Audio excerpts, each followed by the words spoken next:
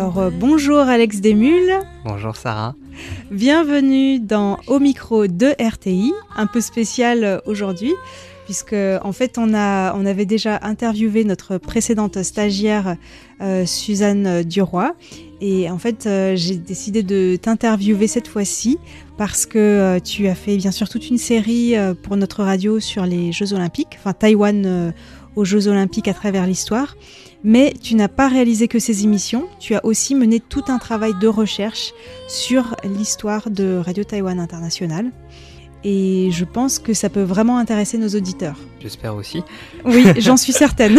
Je pense qu'on va recevoir pas mal de courriers des auditeurs à ce propos. Mais peut-être tout d'abord, est-ce que tu peux te présenter brièvement ton parcours, mais aussi tout simplement ce qui t'intéresse dans la vie ? Moi je m'appelle Alex Desmules, donc je suis franco-taïwanais. Je m'étais déjà un peu vite fait présenter il y a quelques mois quand je suis arrivé en stage à Radio Taïwan International. Et du coup j'ai fait ce stage essentiellement dans le cadre de mes études à Sciences Po Lyon. Et dans ce cadre de ces études justement, et même avant en fait, je me suis toujours plutôt dirigé vers l'histoire. J'ai vraiment commencé avec l'histoire de France très scolaire, très roman national entre guillemets. En fait, j'ai eu une discussion avec mon grand-père taïwanais un jour qui m'a raconté les fois où il s'était fait arrêter par la police secrète du KMT. C'était une histoire très bête, hein. C'était pas un résistant, c'est juste qu'il l'avait confondu avec un indépendantiste, mais ça m'avait quand même intrigué, on va dire. J'avais 12 ans, quelque chose comme ça. Et à partir de là, j'avais commencé à m'éloigner un peu de l'histoire de France et en fait à adopter une position historique peut-être un peu plus critique et prendre un peu plus de recul sur ce qu'on nous enseignait et en fait faire de l'histoire petit à petit, de la vraie histoire en tant que science et notamment sur Taïwan. Et entre guillemets, je me suis spécialisé ces 5 années à Sciences Po, mais même un peu avant, sur la République de Chine, donc de 1911 à aujourd'hui en vérité. À la fois sur le continent, à Taïwan, pendant la guerre froide et pendant la Seconde Guerre mondiale. Ça relie beaucoup de problématiques qu'on adressait ici à Radio Taïwan International, du coup, en tant que voix de Taïwan. C'est un sujet que je creuse depuis pas mal d'années, je pense. Mmh. Même, c'est vrai que dans tes chroniques sur la participation de Taïwan aux Jeux Olympiques, c'était toute une saga historique aussi et géopolitique très intéressante. J'ai tendance à être plutôt adepte de cette vision du monde comme un ensemble politique. Tout est politique et donc forcément, comme tout est politique, tout est historique. Donc tout peut être analysé par l'histoire. L'histoire n'est pas une science absolument exacte, comme toutes les sciences en fait au final. Mais je pense que c'est peut-être le meilleur outil qu'on a pour analyser en fait la situation actuelle où on est et essayer peut-être de prendre du recul et obtenir des solutions. Et typiquement sur les Jeux Olympiques, c'était vraiment ça. C'était comment on en est arrivé là. Taipei chinois, c'est un sobriquet qui est tellement étrange. Comment est-ce qu'on en est arrivé à utiliser ce terme-là alors que on est l'une des premières nations asiatiques, la République de Chine, à participer aux Jeux Olympiques? Comment on en est arrivé à même pas pouvoir donner même un nom institutionnel? Typiquement, je suis persuadé que dans tout, on peut trouver de l'histoire et trouver vraiment un vrai fonctionnement politique avec des problématiques majeures là-dessus. Et c'était un peu ce que j'ai voulu faire dans ce podcast-là, justement. Alors, pour revenir à ton mémoire de Master 2 à Sciences Po Lyon, il était intitulé « La voix d'une puissance muette du service central de radiodiffusion à Radio Taïwan International ». 96 années d'influence radiophonique de la République de Chine, 1928-2024. C'était un travail de recherche approfondie. Donc peut-être avant d'entrer dans le contenu de cette recherche, est-ce que tu peux nous dire comment tu as mené ces recherches, quelle part tu as donné à la recherche bibliographique et aux entretiens par exemple, et quels problèmes est-ce que tu as rencontrés lors de ces recherches ? En vérité, le travail que j'ai mené, il s'est couplé avec un problème majeur qu'il y a à Radio Taïwan International, c'est la question des archives. J'ai eu peu d'accès aux archives, et même ces archives, je suis même pas sûr qu'elles existent pour la majorité d'entre elles, parce que la radio, et en fait c'est pas que la radio, c'est la plupart des institutions taïwanaises, ont gardé extrêmement peu d'archives avant les années 80-90. Et du coup, ça devenait véritablement très problématique pour un travail historique qui généralement fait du travail de première main, Donc, sur une grosse partie de ce travail-là, j'étais obligé de me rabattre sur du travail de seconde main, donc des reprises de témoignages, des reprises d'archives. Ce ne sont pas des archives primaires, en fait. Typiquement, ce sont des livres d'historiens. Ça peut être considéré comme un travail de deuxième main. C'est-à-dire que c'est pas la source originale. C'est quelqu'un qui l'a repris, qui l'a analysé, ou même qui l'a juste repris. Et j'ai dû trouver tout ça. Il y a 2 livres, alors en chinois, j'aurais plus les titres exacts en chinois à l'instant, mais 2 livres qui retracent l'histoire de Radio Taïwan International, même s'ils sont très synthétiques, ils sont peu développés sur le sujet, donc ce qui m'a poussé à un peu creuser dans tous les sens. Et j'ai beaucoup été aidé sur la partie continentale par des thèses et des mémoires qui ont été produits par des étudiants, mais par contre sur la période insulaire, il n'y a pas grand-chose, il n'y a quasi rien. Et du coup, il y a toute cette partie de guerre froide où en fait, j'étais obligé d'aller fouiller dans des sources primaires que j'avais pu utiliser pour mon précédent mémoire. J'avais écrit un précédent mémoire sur la politique de contre-attaque sur le continent du régime de Chiang Kai-shek. Au final, ça m'a servi là-dessus, c'est de retrouver les archives de la CIA que j'avais réussi à exhumer pour tout le rôle de Radio Taïwan International dans cette affaire-là.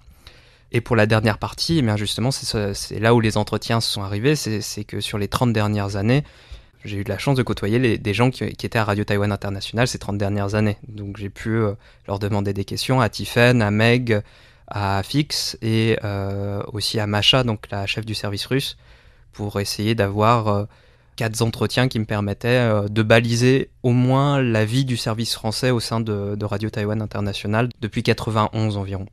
Alors après cette petite introduction, on va entrer dans le vif du sujet. Rien que les titres en fait des 3 grandes parties du mémoire donnent un aperçu déjà de l'évolution de cette radio en fonction des différentes périodes historiques.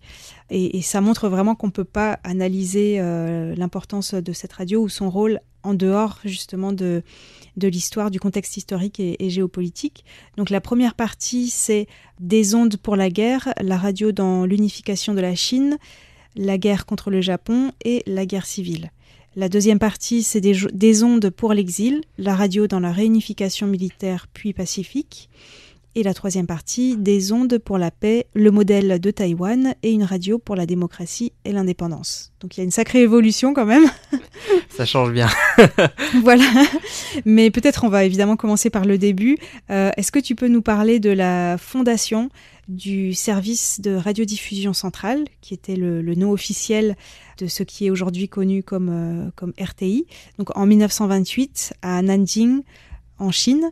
Je te laisse la parole là-dessus. Service de radiodiffusion centrale, qui est déjà une réduction du nom, parce que le nom complet, c'est Service de radiodiffusion centrale du comité central exécutif du Kuomintang chinois. Ah oui, ça veut tout dire aussi. Ça veut tout dire. En fait, il est fondé en 1928 essentiellement à la demande d'un homme politique chinois proche de Chiang Kai-shek qui s'appelle Chen Guofu, qui est un personnage assez particulier. Il est obsédé déjà par des questions de télépathie et de communication à distance. J'ai pas trop développé ça dans mon mémoire, mais il y a déjà ce bout-là de ce personnage qui montre en fait qui s'intéresse beaucoup à ça. Et justement, il a fréquenté quelques sociétés à l'époque où il vivait à Shanghai, donc dans les années 20. Donc Shanghai des années 10, des années 20, c'est un peu la cour des miracles d'une certaine manière. Il a participé à pas mal de larcins avec Chiang Kai-shek, il était très lié aux gangs, etc. Mais il a très vite compris en fait la notion et la nécessité de la capacité de communication à distance. Et ça, probablement parce que déjà à cette période-là, les nationalistes ne sont pas les premiers à établir une radio en Chine, loin de là. Certes, le premier appel radio fait dans toute la Chine, c'est Sun Yat-sen qui le fait, mais c'est une radio américaine qui le diffuse. Mm-hmm. Et ensuite, le premier à mettre en place un système radio fonctionnel et efficace, c'est Zhang Zuolin, donc qui est le seigneur de guerre de la Mandchourie, qui est l'un des principaux ennemis des nationalistes pendant cette période-là. Et en fait, justement, avec ce service de radiodiffusion, Zhang Zuolin a remporté plusieurs guerres, notamment d'influence, contre ses ennemis seigneurs de la guerre. Ça ne l'a pas empêché de finir assassiné par les Japonais, mais les nationalistes ont déjà rendu compte un peu de l'importance de ça. Donc déjà, dès les années 20, ils commencent à essayer d'établir un petit réseau à Guangzhou, donc autour de leur base révolutionnaire. Sauf que vraiment, une fois qu'ils ont pris Nanjing, après l'expédition vers le nord, ils se rendent vraiment compte qu'ils n'ont aucune capacité en fait, à contacter l'ensemble du pays, et pire, à contacter l'extérieur. parce qu'il s'est passé un truc, c'est ce qu'on appelle l'incident de Jinan pendant l'expédition vers le nord.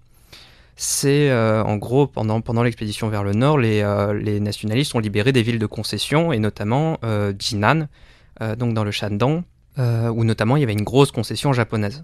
Et Jinan, à la base, c'était une concession allemande qui avait été donnée aux Japonais pendant le traité de Versailles, ce qui avait absolument scandalisé la plupart de la jeunesse chinoise. Et la jeunesse chinoise composant une grande partie des rangs du KMT, les soldats du KMT, quand ils sont rentrés dans Jinan, se sont pas forcément comportés de la meilleure des manières, mais les Japonais ont répliqué d'une manière mais tellement disproportionnée, ils ont amené une division entière pour massacrer une partie de la ville. C'était un désastre absolu à la fois pour les nationalistes et pour leur image à l'international et pour leur capacité de se battre contre une puissance internationale. C'est le premier gros incident qu'il y a entre le Japon et la Chine d'ailleurs, en vérité. Et en fait, ils se sont rendus compte que pendant l'incident de Jinan, ils étaient incapables déjà de prendre de vitesse les Japonais dans la capacité de diffuser les informations sur l'incident de Jinan à l'extérieur et même à l'intérieur de la Chine. Et donc le récit japonais sur l'incident de Jinan qui disait que les Japonais sont juste intervenus pour sauver les pauvres occidentaux qui étaient massacrés et violés et tués par les soldats nationalistes, en fait a pris le dessus dans la plupart des pays occidentaux, notamment au Royaume-Uni, qui comptait beaucoup à l'époque quand même en Chine. Donc en fait, Chen Guofu joue vraiment de cet argument pour demander la création du coup de ce service central de radiodiffusion. Dans un premier temps, dans l'idée de justement unifier la Chine, parce que les nationalistes, grosso modo, ils contrôlent que la côte. Donc en fait, c'est un peu dans ce contexte-là qui est très compliqué, où les nationalistes se rendent compte qu'ils n'ont aucun pouvoir en fait de communication, que Chen Guofu va sortir un projet, mais tout neuf, tout prêt, de dire voilà, moi en plus j'ai des gens. Il a étudié aux États-Unis et son frère est ingénieur, et ils connaissent beaucoup d'ingénieurs radiophoniques aussi formés aux États-Unis. Donc ils ont toute une équipe qu'ils peuvent mettre en place immédiatement, et en fait dès 1928, les nationalistes sont capables de diffuser déjà au moins dans la zone de Shanghai, et puis petit à petit ça va, en moins de 10 ans, ils vont réussir à diffuser dans toute l'Asie.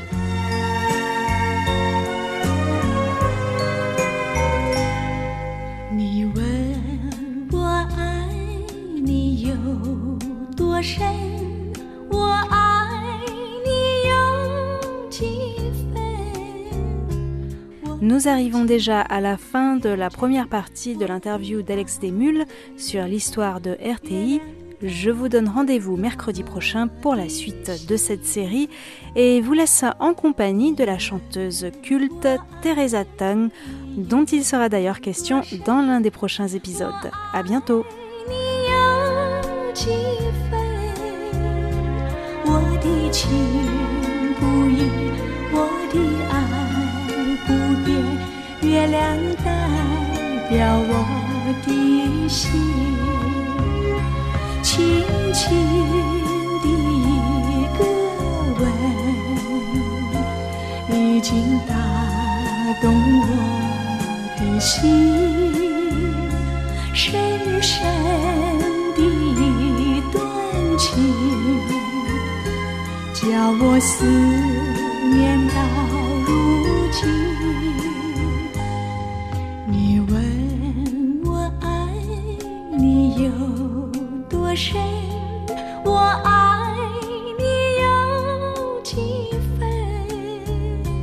你去想一想，你去看